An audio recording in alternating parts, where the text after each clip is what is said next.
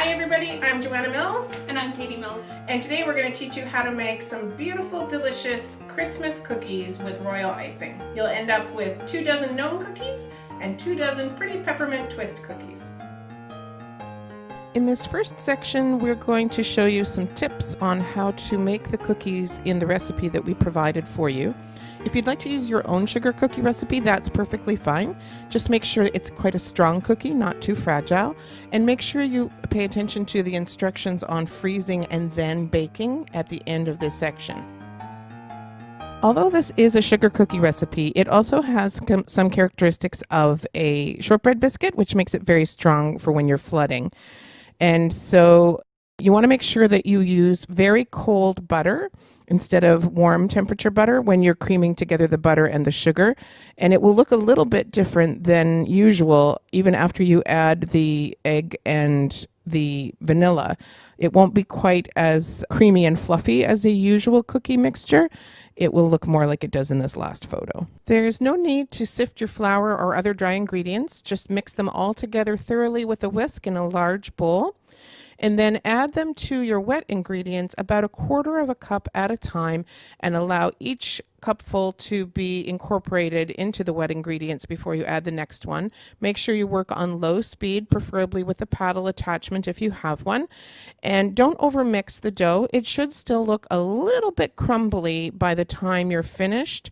You can see here it looks a little bit like ice cream that's just been scooped. Once you've finished mixing, you can remove the dough from the bowl and either wrap it in some saran wrap or put it in a sealed container and let it rest in the fridge for at least half an hour.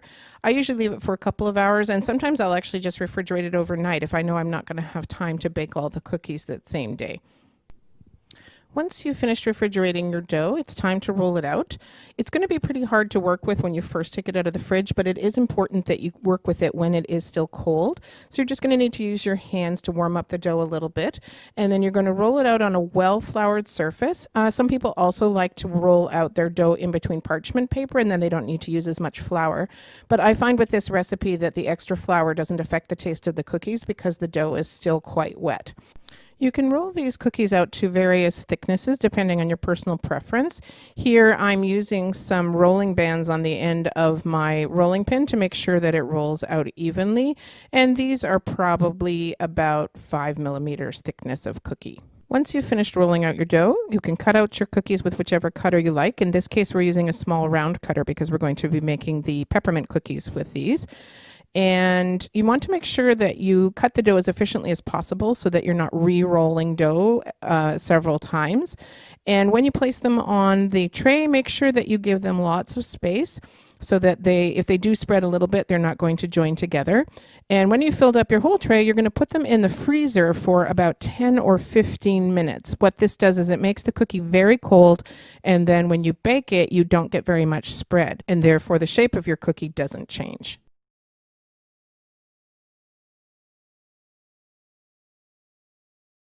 Now we're just going to show you how we use a bowl to cut out a large circle and then split it into wedge shapes to make the gnome cookies. I'm using a 7.5-inch bowl that's around 19 centimeters across, and I was hoping you would probably have something similar in your cupboard because it's probably hard to get specialty cookie cutters during lockdown. So we're just going to cut it into 8 equal pieces. If you find that this shape is a little bit big or you just want to be able to make more cookies, you could actually also cut each of the pieces into halves again, and then your gnomes will just be very tall and skinny. And then once you've cut it very carefully, making sure that you don't make marks on your dough, you're going to lift the pieces gently onto your cookie sheet. You can see that I use parchment paper, and I find with these particular cookies, if you don't use parchment paper or silicone mats, they will stick, and they will also just get a little bit too dark on the bottom. So again, the flour really helps you to lift these pieces and place them on your sheets without any bending, which would change the shape of the cookie. And again, you're just going to freeze them before you bake them. And here you can see what I'm doing is combining the dough that I just finished rolling out with fresh dough into a little sandwich. and then combining it really well with my hands to make sure that I don't get cracks in my dough. You're going to bake your cookies at the 350-degree mark for between 8 and 12 minutes, and that will really depend on the thickness of your cookie, the size of your cookie, and your cookie sheet and your oven itself. So you might have to do a little bit of trial and error. You will know that the cookies are done because on the top they will still be very pale, but the very edges of the cookie will have a light golden brown color, and if you turn the cookie over, there will be some good caramelization on the bottom. That way you know it's safe and they are completely cooked. I like to remove my cookies from the sheet pan immediately so that the bottoms don't overcook. I usually cool the cookies on the parchment paper completely before transferring them to cooling racks because otherwise they might bend. And I leave them on the cooling racks for at least 1 day. That makes the cookie much stronger when you have to manipulate it for doing the icing. In this next section of the video, we're going to show you how to make the royal icing with the recipe that we provided. If you can't get the specific ingredients listed, you can check online for substitutions or for different recipes for royal icing. You may also be able to buy a royal icing mix or a ready-made royal icing in your local grocery store. In this video, I'm making a double recipe of the icing because I will be making more than one batch of cookies this week.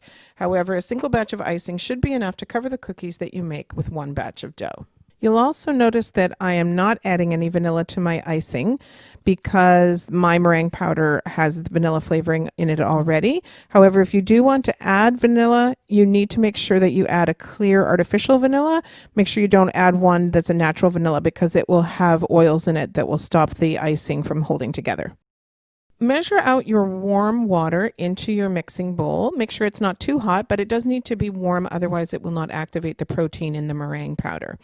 Then you're going to measure out your meringue powder and add it to the warm water in your bowl. And once you've measured that out and added it, I usually like to whisk the meringue powder into the water by hand, either with my whisk or I just even use the whisk attachment before attaching it to my mixer. And the reason I do this is you can see that the meringue powder tends to stick to the sides of the bowl and it really needs to be fully incorporated. And by gently whisking and getting it a little bit foamy, you're activating that protein in the meringue powder. And that's what it should look like before you attach it to the mixer. And then you're going to add your cream of tartar. And all of this does is it just stabilizes the protein in the egg white in the meringue powder so that it doesn't collapse.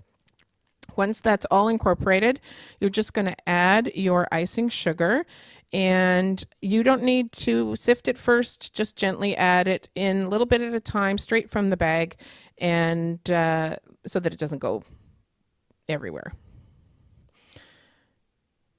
Once it's mostly mixed in, you're going to stop your mixer and you're going to scrape down the sides of your bowl with a spatula just to make sure that any of the icing sugar that got stuck to the sides of the bowl is getting caught in the beater.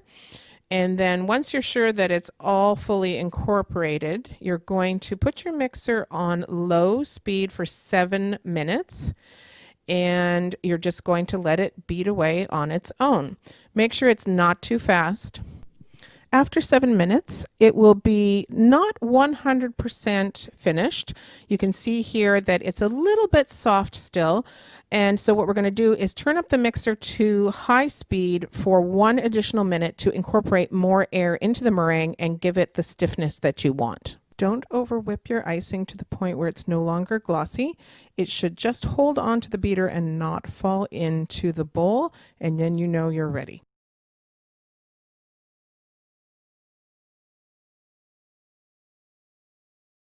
Once you've finished making your icing, you're going to divide it into 2 equal amounts in a fairly large bowl. And if you have any icing left over like I do, because I made a double batch, you can store that extra in a large Ziploc bag. Just make sure you remove the air first, and then you can store it in a cool place for several days and it will still be useful. Once you have your icing divided into your bowls, you're going to add your food coloring. Now you need to make sure that you use a gel type food coloring. It's the only way that you're going to get a deep color in your icing. You can see how thick it is here when I add it. So this is available at most craft stores or cooking stores. If you have to use a regular store brand of icing sugar coloring, you're only going to get a pastel color. And you can add a tiny little bit of water just to make sure that it mixes in easily. You may need to add more coloring as you go until you get the color you want. Be aware that the color will deepen as the cookies dry, so you don't have to have as dark a color in the bowl as you want in your cookie at the end. Once you have the color that you want, you need to start adding enough water to the icing to make it the consistency that allows you to flood the cookies. That's where we pour the icing on. Now you can see this is too thick, so I'm going to add about a half a teaspoon at a time of water and mix it in gently and thoroughly until I have the consistency I want. And the best way to describe that consistency is that when you dribble the icing into the bowl, it looks like LePage's white glue coming out of the bottle and onto a page. So you can see here when I divide the icing, it heals very quickly, and as it starts to drip down, it creates a nice stream, and it looks a bit like a stream of glue falling down.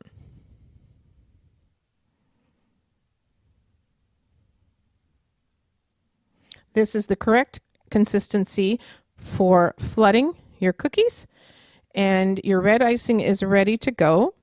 What you need to do next is to cover the bowl with a damp tea towel or cloth and allow the air bubbles that are trapped in the icing to come to the surface.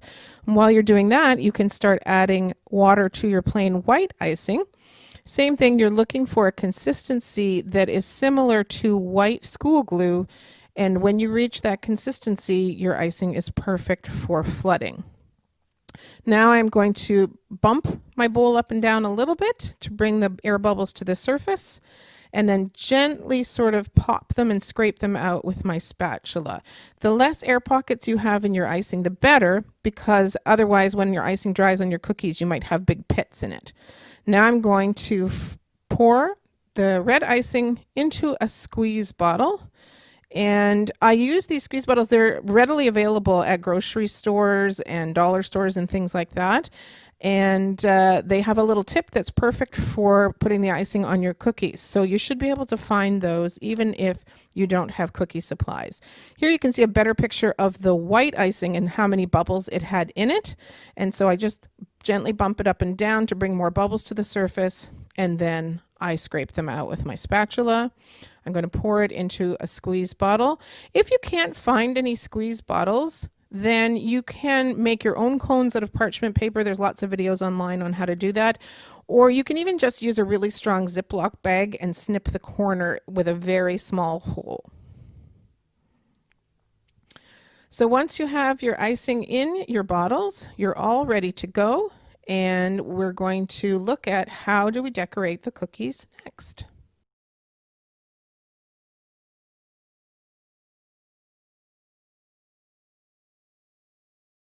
So the next step is to decorate our Christmas cookies, and we're going to start by base coating the wedge-shaped cookies in a dark red. These will be our gnome cookies.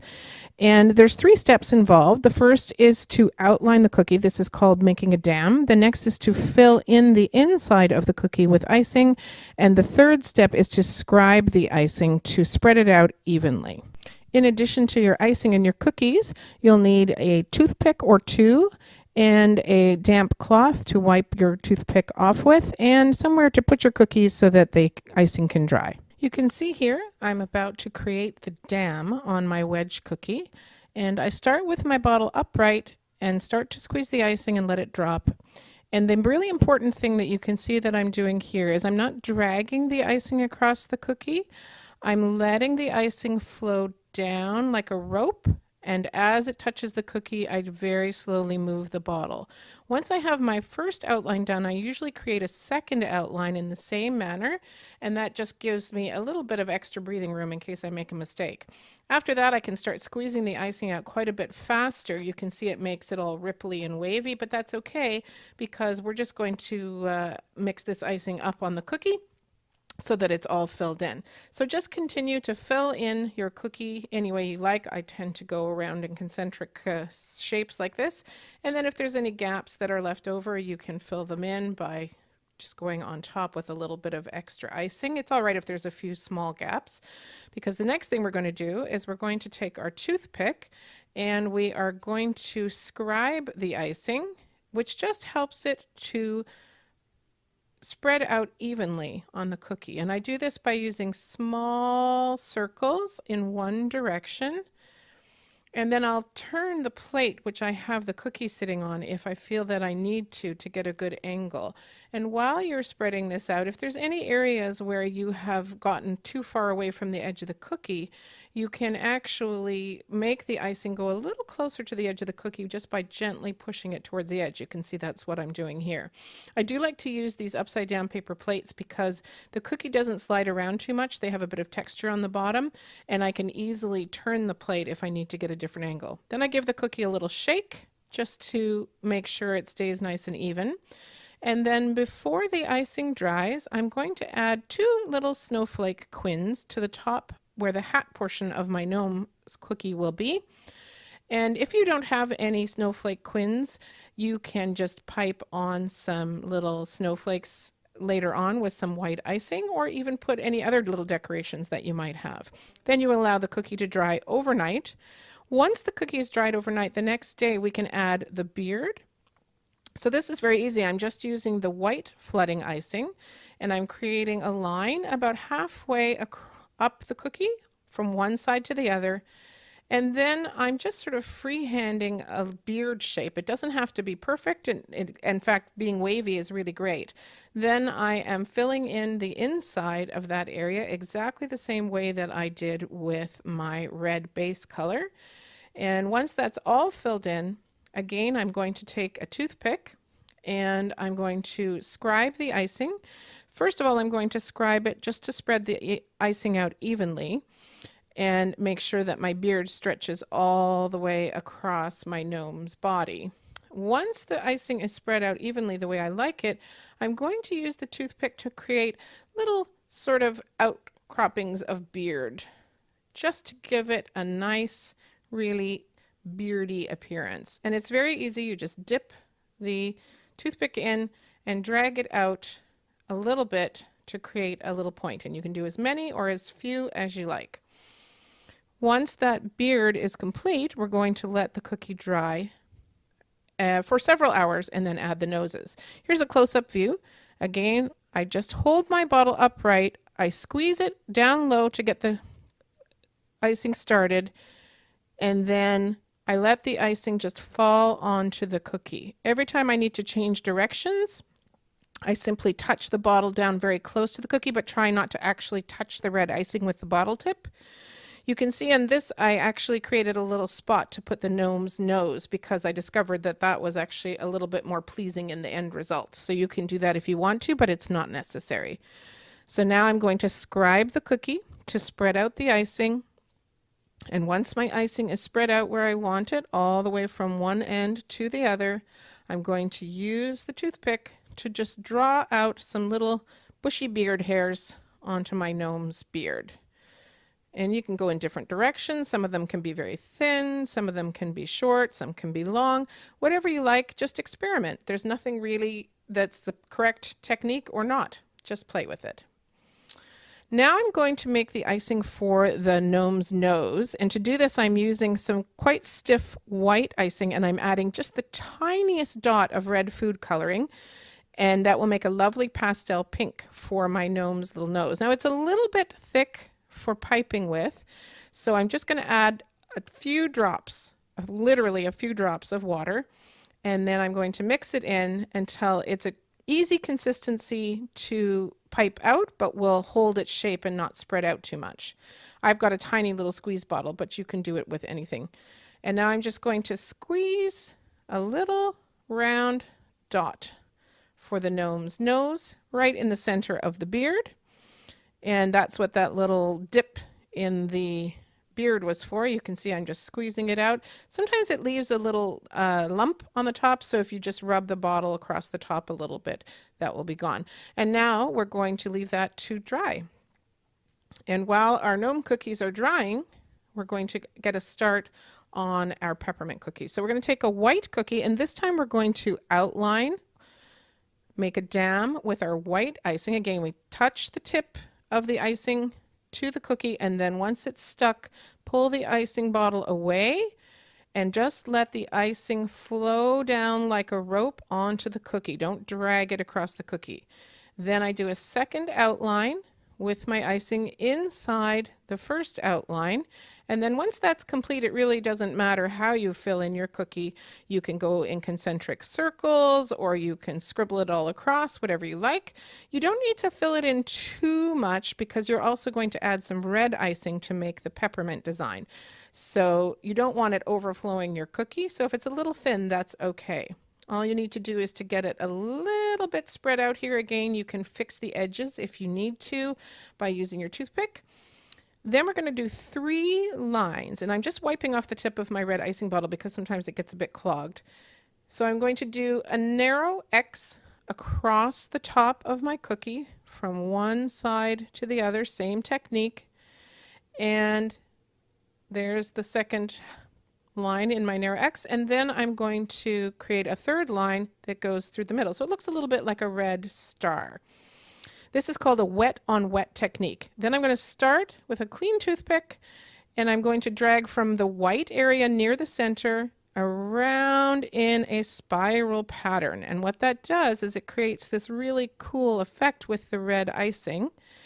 And when you get to the outside of the cookie, just stop. And now it looks like one of those peppermints. And here's a whole tray of them. Thanks for watching. Merry Christmas. Bye.